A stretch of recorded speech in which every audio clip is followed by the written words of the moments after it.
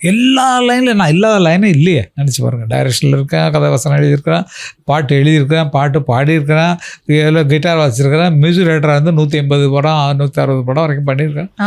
அப்போ இவ்வளவு கலெக்ஷன் இருக்கும்போது அதுக்கெல்லாம் மனசில் வச்சு நடிக்க வரணும்னா இல்லை ஃபுல் கான்சன்ட்ரேஷன் வருமா? இப்படிதான் வளரி கொட்டுறது.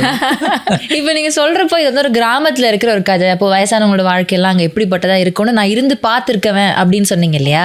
சின்ன வயசுல நீங்க இருந்தப்போ உங்களை ரொம்ப நீங்க இருந்த இடத்துல பண்ணைப்புறம் இல்லையா சார்?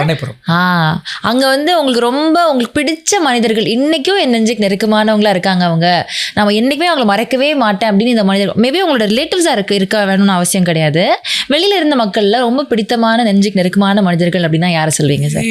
இருந்தாங்கம்மா. இப்போ எல்லாத்தையும் இல்லை. அவங்களாம் நமக்கு பிடிச்சமான மனிதர்கள் நிறைய பேர் இருந்தாங்க.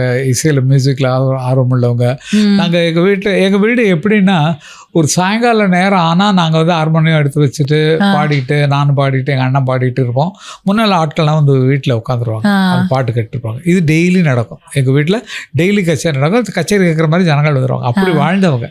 அதில் ஊர்லூர்காரங்க பாடணும்னு ஆசைப்படுவாங்க, அவங்களாம் வந்து பாடுவாங்க. அதெல்லாம் சேர்த்து ஒரு சாயங்காலம் ஆனால் அந்த ஊருக்கு சினிமாவுக்கு கூட போக வேண்டாம், வரதராஜன் வீட்டுக்கு பாவல வரதராஜன் வீட்டுக்கு போனால் கேட்கலான்ற மாதிரி அந்த மாதிரி வளர்ந்தவங்க, இசையிலே வாழ்ந்தவங்க.